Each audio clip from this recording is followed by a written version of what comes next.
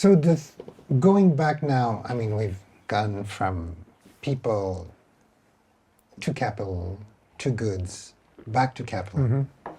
As you said, the super rich class, which formed in the first neoliberal era, and especially through the action of central banks. And one of the big measures or type of measure that accelerated that movement was quantitative easing, which developed even more as a response after the 2008 crisis, right? Yeah. And yet, some of the people that you talk about, some of these libertarians or paleo-libertarians that seem to have a voice and a place in the Trump family circle, are very much against that. Right. Very much against quantitative easing, are very suspicious of central bank. Yeah. And what they are sort of doing is two things, which is also, we'll come back to that later, is looking at the past and looking at the future at the same time. What they want to push instead is, on the one hand, a return to gold standard, and on the other hand, the development of cryptocurrency, which would be a development of Hayek's fascination for private money and the private creation of money. So how does that fit, and how does that work with, something that was working pretty well for the billionaire class that is supporting Trump? Yeah, I mean, I remember a few years ago when Adam Tooze published his book about the global financial crisis, Crashed, which was a kind of a great forensic dissection of the decision-making processes inside of the Obama administration and how they ended up really coming to a very sweet handshake deal with the financial sector that basically gave them all they wanted, but then also obviously bailed them out in great scale. He says at the beginning of it that his book was going to help explain also the return of the far right and the rise of the far right. And it never quite got there, but in time, I think I've been able to see how he's sort of helping to set a set of explanations, indeed, for the far right. And you can look at that in a couple of different national contexts. So someone like Steve Bannon openly sees the Tea Party as the kind of starting gun for what became MAGA. And the Tea Party was launched by a bunch of people that were very angry about the terms of the Obama, Hank Paulson, Goldman Sachs friendly bailout. They thought that it rewarded kind of bad actors. It rewarded people who didn't have the money that they claimed that they did. He thought that it rewarded the financial actors who were just out for a short-term commission and engaged in what was effectively like a Ponzi scheme. And so there was a problem of too much liquidity had been inserted into the financial system, and you needed to somehow get a hold of that and subject people more to the hard logic of prudential standards and kind of fiscal responsibility. So how do you do that, right? How do you squeeze people back into more responsible actors who are punished when they make the wrong economic decisions, rather than always being able to land in the soft pillow of federal bailout if you're positioned correctly? There's basically, now, as you say, two ways of enforcing austerity and deflation in money terms.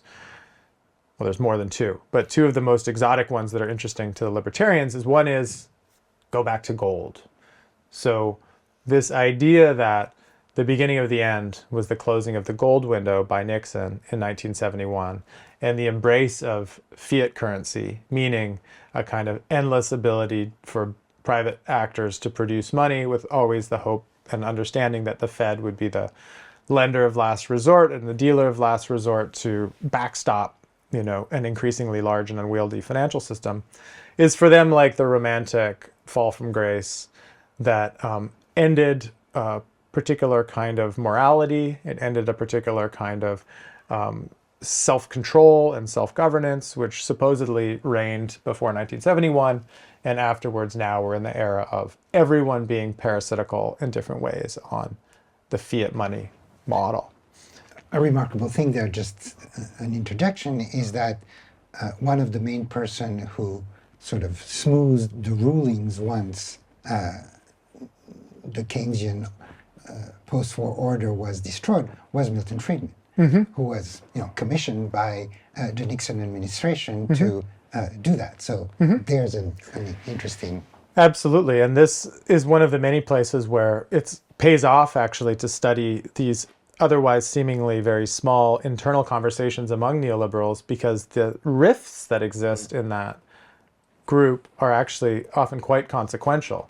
So there was a huge division inside of the neoliberal intellectual community about whether it was a good idea to embrace fiat currency or if you needed to stay on some version of the gold standard. There was a big debate about whether you should have fixed exchange rates or floating exchange rates. It's a great book by Matthias Schmelzer, which will be published in English this year, that gets into those precise internal debates. But what I think is so interesting for me is that traditionally people would, if asked, might say, well, what's neoliberalism? Well, I guess it's like the financialization of everything and, the unleashing of like huge geysers of money and central banks sort of acting as the new governing entities for the globe, and Wall Street kind of running everyone's lives and asset managers running capitalism. And that's certainly one definition of neoliberalism, and there were neoliberals who embraced the moment of fiat money creation. I mean, Milton Friedman would be one, as long as it was governed by some kind of rule. But there's this kind of dissident wing of the neoliberal movement, which has become more and more powerful over time, who always thought that fiat money was what they called monetary socialism. So that all of this, and central banks included, were kind of like the new enablers for ever less productive, ever more dependent version of social life. So if you want to go back to gold, what does that mean? I mean, the first question is if you're serious or not, because I think the threat to go back to gold is often simply a way to try to discipline the demands of populations that are seen as, asking too much. So you say, no, we're going to go back to gold. That means that they will radically shrink the money supply. There'll be way less money to go around, and all of these expenditures that states have will no longer be possible. And basically, it'll be a hard stop on anything but the core functions of the state. It'll be radically disinflationary. Credit basically won't exist anymore. And life will become actually much more austere for almost everybody. And some libertarians really do cultivate that vision. Actually, one quite striking literary reconstruction of this is in Lionel Shriver's book, The Mandibles, which comes from her own libertarian philosophy, which envisions a kind of economic crash in the United States based on, excessive money creation. And there's a free state of Nevada, which returns to a gold standard, which becomes for her like the last bastion of rationality. But it's also like a highly simplified economy without access to all of the things that credit makes possible. So there is a curious overlap between sort of visions of austere, almost anarcho-primitivism, and the actual realization of a gold bug style economy, because it would have to be much more simple. So that's why I think we should best understand language of gold bugs as less a genuine desire to return to that, and more as a kind of rhetorical strategy to discipline people who want to continue, expanding the money supply for reasons of credit and also potentially other reasons of state spending. And gold is actually more like what Bitcoin is, which is a kind of an asset that can be used to hedge against other parts of the economy's fluctuations. So people are buying gold, in fact, in record numbers now. The price of gold keeps going up and up. The central banks of the world are hoarding gold in ways that they hadn't for years.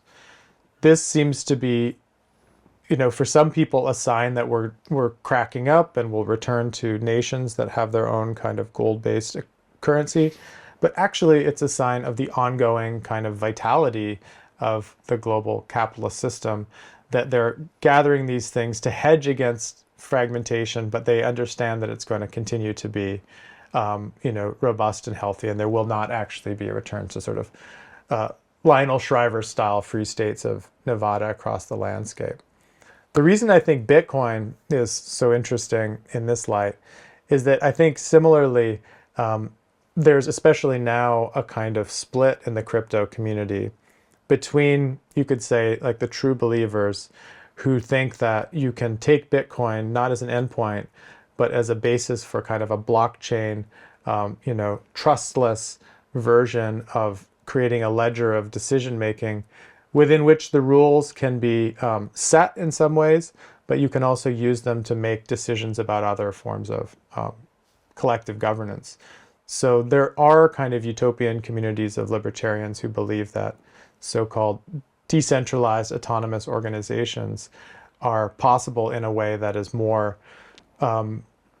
amenable to privacy, less amenable to state oversight, less amenable to private surveillance, and that can offer a kind of online version of libertarian self-organization. These people are out there. In many cases, they were the ones who pioneered these technologies. But we're at a really interesting tipping point, I think, with cryptocurrency, where its embrace by the President of the United States, Donald Trump, the most powerful man in the world, has unleashed maybe the least principled parts of the cryptocurrency model, which is the meme coin, also known as the shit coin, meaning you do enormous high publicity drops of a new currency. Early investors flood in and the price goes through the roof, and then the smart investors pull out at the peak, and a so-called rug pull means that the value then collapses. On the day of the inauguration, Trump released a meme coin called Dollar Trump. Dollar Melania was also released. These ones we know about. The one that you don't hear as much about is the pastor who gave the sermon saying that Trump was realizing Martin Luther King Jr.'s dream of a world, where we were judged by the content of our character and not the color of our skin. Also had a meme coin that dropped that day, Dollar Lorenzo coin. So this proliferation of it as simply a form of casino capitalism and gambling, rather than the basis for like an alternative small-scale reconstruction of the social contract, which some people actually were and still are working on, has produced a kind of split where some of the true believers are now feel alienated from the Trumpian co-option of the Bitcoin model. But I think crypto has done its work ideologically already with a lot of the voting public, especially the young voting public, to produce a sense of volatility, get-rich-quick possibilities, and this idea that all you have to do is like focus and grind and do the research, and you too can go to the moon by the fruits of your efforts, never leaving, the comfort of your own laptop. I thought Steve Bannon had an interesting quote recently where when asked to defend his extreme migration policy, he said, "I think that we should get rid of all immigrants and stop immigration. Absolutely. Why? Because every American should have the chance to grab the brass ring." And that's a kind of like slightly obscure reference, but in the olden days, there was a carousel that went around. You rode a little mechanical horse, and there was a brass ring that you could reach for. Not everyone would grab it. It was effectively a jackpot. Some people would get the ring and others wouldn't. It was basically a matter of luck. And I thought, to me, that was such an interesting way to defend the American model. It's not, getting the fruits of your labor or like all of the work that you put in, but it's really just like everyone should have a chance to win the lottery. That's effectively what he's saying, which is like a really strange revision of the American dream, but one I think consistent with a primarily scam-based economy that characterizes a lot of the United States right now. Well, it should be your birthright to drop a meme coin. That's for right. every American. Yes, exactly. Which means that it's that. I mean, both gold and crypto develops this imaginary of a fully disciplined world, because the quantity of money wouldn't exceed right what the crypto authorizes or what gold authorizes. Yeah. But this exists only as a speculative proposition that it's on the verge of happening, maybe, and so therefore it is the time to invest in gold, or it's the time to invest in crypto because that may happen. But it's kind of purely speculative. So it also echoes the tariff thing, which exists mostly as a threat, as a possibility of a completely reordained world around borders and national borders. So it's an interesting way in which the speculative aspect of another world on the verge of happening is folded back into the financialized capitalism that we've had in the past few years. Yeah, I mean, another thing I've taken from your work is the way that I think a lot of financial logics end up sort of seeping into forms of political mobilization and the imagination even of social movements. And the Hayek's Bastards book, I would say, is sort of based on a sort of Michel Feyre-like intuition, which is that the nature of the far-right politics can be understood in some ways as a kind of what's called in financial circles a flight to safety. So in times of volatility, when fears of kind of excessive liquidity, then people will return to things that are seen as safe investments, assets that hold their value and have been proven to hold their value over the decades or even centuries. The classic one is gold, but other ones I suggest are whiteness, territory, right? The idea that places and people can be something that can offer stability in tumultuous and, highly volatile times. And I think that crypto is a perfect example of this because Bitcoin offers that sense of finitude, stability. There's only X number of Bitcoins, 36,000 minted, and there will not be more. So if you're worried about the world going out of control and central banks, not being able to govern financialization, then here is like an island of order and stability that you can land on.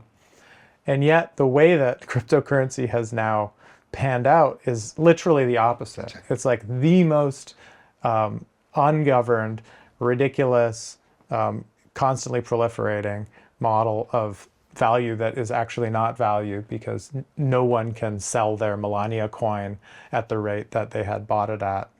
There's nowhere to actually perform that realization of value. So I think that is maybe, one way to understand this sort of chaotic dynamic of the far right is like a search for stability on paper, which then pans out as a kind of ungovernable inflationary loss of control over the very sense of value that you thought you were pinning down when you voted for Brexit to take back control. This is kind of a desire to say, okay, enough is enough. Let's return sovereignty inside of national borders.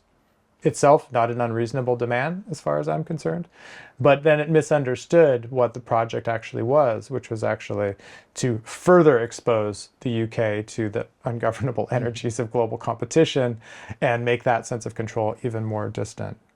That's the square that I think has not been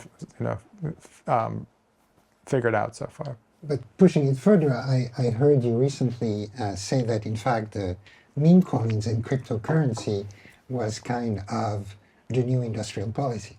In other words, it was first about, in Trump 1, it was about reshoring industries and rebuilding that. And so, the whole flirtation with Lighthizer and his policies at the time was all about bringing back jobs and industry in the Rust Belt. At this point, it seems to be given up. And instead, what you can do is drop your meme coin, or at least admire those who have the possibility of doing so. Yeah, and perhaps in an ideal world, you could use, let's say, the drive up of the value of Bitcoin to help finance something like the building out of nuclear power stations for your new AI data centers. That's really the best case scenario, is there could be some kind of constructive relationship between like extremely speculative crypto markets and then something that is a bit more tangible and real. But more likely, I think, is that you just get the former and not the latter. I think the discovery of Trump 1 is that it's hard to make things. It's hard to reindustrialize the Midwest. The discovery, they didn't try very hard. Biden actually tried. I mean, there were tens of thousands of infrastructure projects. There was the biggest investment bill in American history to try to kickstart a kind of green energy transition through huge subsidies for, battery producers, windmill producers, electric vehicle manufacturers. And that too sort of didn't have a political payoff. So the lesson for a politician could be that the time horizon for actually transforming the built material economy just exceeds the 2 or 4 year election cycle. So why not do something that gives people instant gratification in a sense that they might get that brass ring, tomorrow instead of when their children are teenagers or whatever. So I think that radical shrinking of the horizons of gratification that out of control financialization has normalized is something that also stands in the way of the proper material transformations necessary to obviously confront a world especially characterized by climate change and also, hyper precarity. And that's the jealousy of the Chinese model, right? I mean, that's the envy that people like Thiel have, is that they can operate over longer time horizons because they're not bothered with the sort of the obstacle every 2 years of a new election. Yeah, so the choice from their point of view is either you stick to meme coins and that kind of instant brass ring gratification, or you undo what's left of electoral democracy once and for all, and then you have a longer time frame to do the Chinese thing. I think that's right. I mean, I think one of the things people get wrong about the Trump philosophy and the MAGA movement is that because it has the word America in it, and you see a lot of American flags around, that this is somehow like a top-level national project. I don't think it is. I think if realized, the policy of the Trump administration actually guts central government. It guts the possibility of national level funding of anything, let alone coordination of anything. And it kicks a lot of that energy back to the states and then to cities and counties below that. Within those much smaller spaces, then I do think people like Joe Lonsdale in Texas, Peter Thiel in Florida, can have the hope of, creating an electoral bloc so locked into their interests that maybe you can build out something across 2 years and 4 years. Maybe actually, make your rockets. Like if we believe Musk, then he's not in it for just meme coins or lols. Right. Supposedly he's in it for something that will take, 10, 20, 30 years, which is building out the infrastructure to colonize other planets. Right.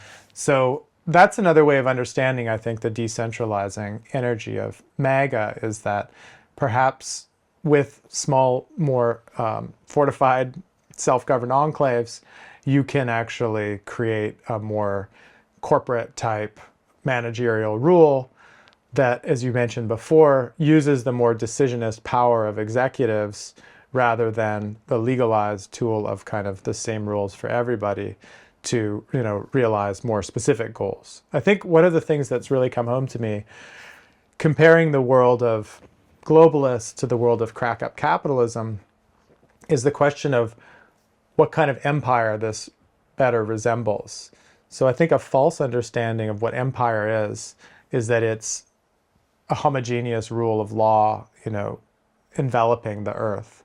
In fact, real existing empire in the 19th century was highly pluralistic. It offered many different opportunities for taking advantage of the laws in a treaty port versus a concession versus the metropole. And capitalism actually expanded across the decades, not by having one world court for capitalism, but by having many, many different regions that it could operate between and maximize sort of outcomes within.